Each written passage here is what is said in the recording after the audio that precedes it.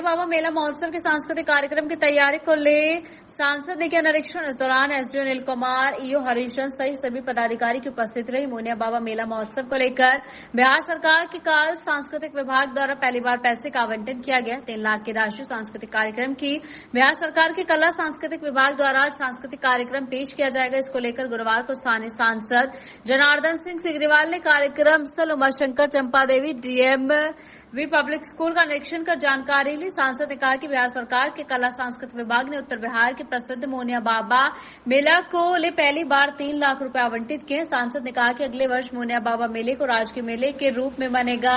इस उपलक्ष्य में ये कार्यक्रम हो रहा है। इस कार्यक्रम में अखाड़ा के लाइसेंसधारियों को भी सम्मानित किया जाएगा। ऐसी तैयारी है, जरा इसके बारे में बताएं। देखिए, कल यहाँ के सुप्रसिद्ध और हमें लगता है कि पौराणिकता के प्रतीक भी हैं पूज्य मोनिया बाबा, उनके चरणों में समर्पित सांस्कृतिक कार्यक्रम कल होने वाला है। यही पहली बार सरकार की तरफ से कुछ सांस्कृतिक कार्यक्रम के लिए बाज़ाब्ते कुछ राशि आई है और जिस राशि से वो सांस्कृतिक कार्यक्रम यहाँ प्रस्तुत होंगे उनके नाम पर समर्पित रहेगा।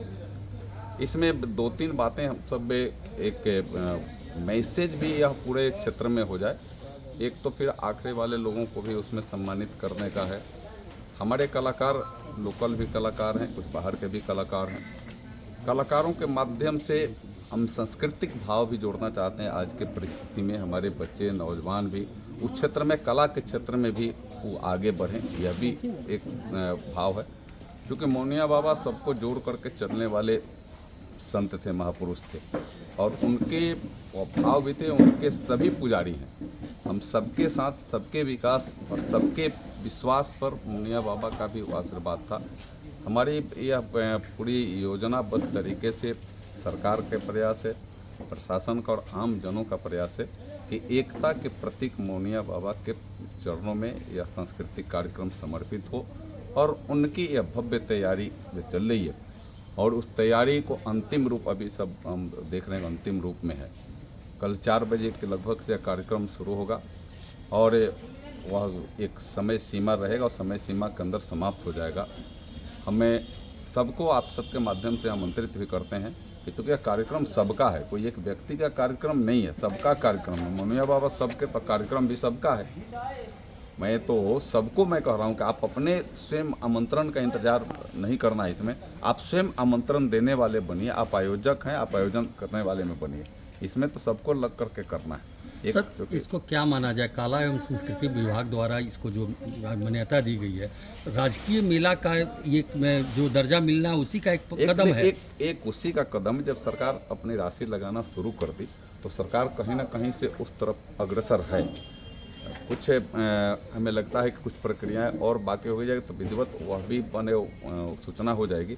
लेकिन एक सरकार की तरफ से कि इस मोनिया बाबा के मेला के लिए एक स्टार्ट हो गया कि भाई अब महाराजगंज में मोनिया बाबा का एक प्रसिद्ध मेला है और उसमें हजारों की संख्या में एक आंकड़े से लोग आते हैं और उनमें सभी जुड़ करके आते हैं। तो उस जुड़ाव के लिए सरकार ने भी जो राशि अलॉट किया है तो इसको हम सरकार के तरफ से इसका पूर्ण समर्थन मानेंगे। सरकार भी कला संस्कृति के विभाग ने इसको पूर्ण समर्थन दिया है कि ऐसा जो बाबा का ये मेला, इसमें सांस्कृतिक कार्यक्रम के माध्यम से हम सहयोग करने का काम कर रहे हैं। आगे इस पर और सब हम विस्तार से इस पर और हम सब देखेंगे और क्या करना है।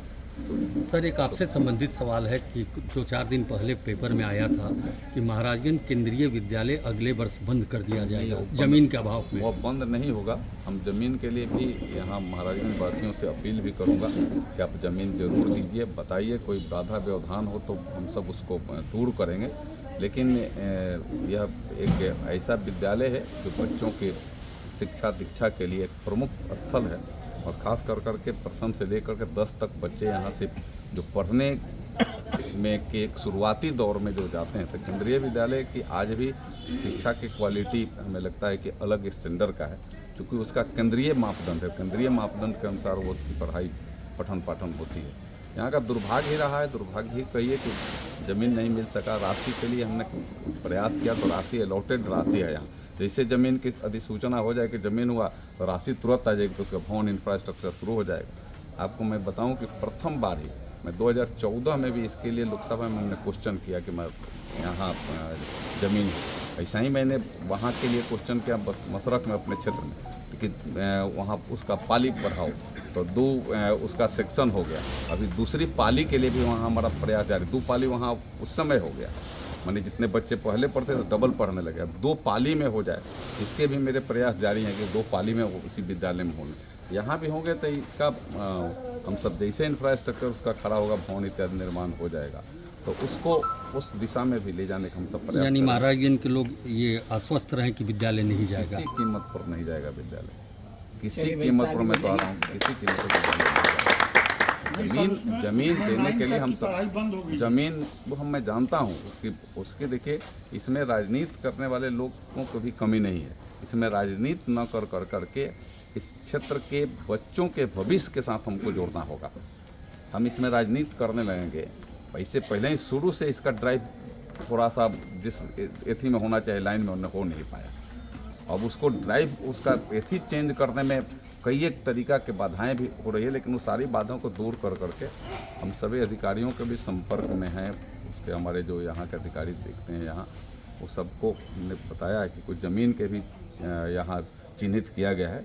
ज़मीन को भी हम सब स्पीड अप करेंगे कि ज़मीन के तुरंत फाइनल हो जाए, चला जाए, उससे केंद्रीय संगठन को चला जाए विद्यालय को, तो जाए तो जैसे स्वीकृति यहाँ ज़मीन की हो जाएगी, उतना ज़मीन जितना चाहिए उसके अधिकार डीएम कमिश्नर लेवल पर ही कर देने का, उसको सरकार में भी नहीं जाना है। यहाँ जैसे होगा तो फिर हम उसका फंड अलॉट करा देंगे, उसका बेजाबते उसका तो नक्शा ऑलरेडी प्लान नक्शा है, उसके अनुसार निर्माण शुरू हो जाएगा। तो जाने का कोई सवाल नहीं उठता है। जो क्लासेज बंद है, क्लास के अभाव मैंने कमरे के अभाव, तो क्लासेज भी शुरू हो जाएंगे, धीरे धीरे बंद हो गया। हाँ इसी असलन में देखिए अभी के प्रचार जब भी संजोग से अभी के प्रचार लगभग वो एक सकारात्मक भाव रखने वाला प्रचार है। इसके पहले के प्रचार के बारे में मैं नहीं कहूँगा, लेकिन भाव उनके सकारात्मक नहीं थे। विद्यालय बंद होकर रहे उनको मतलब नहीं था, उन्हीं के चलते बंद और इसीलिए और इसी के वजह से कुछ क्लासेज बंद कर दिए अपने एथी में। तभी के प्रचार थोड़ा सकारात्मक है। बुलाए थे, मिले थे, पूरा हम विस्तार से उसको चर्चा किए हैं उनसे। बंद होने का बात कह रहे होंगे, उनको तो बंद हो जाएंगे तो दूसरा विद्यालय मिल जाएगा, लेकिन यहाँ के बच्चों को कौन विद्यालय मिलेगा? मेरा यहाँ के बच्चों के विद्यालय से मतलब। आज भी मैं केंद्रीय विद्यालय में पठन पाठन करने के लिए अभिभावक भी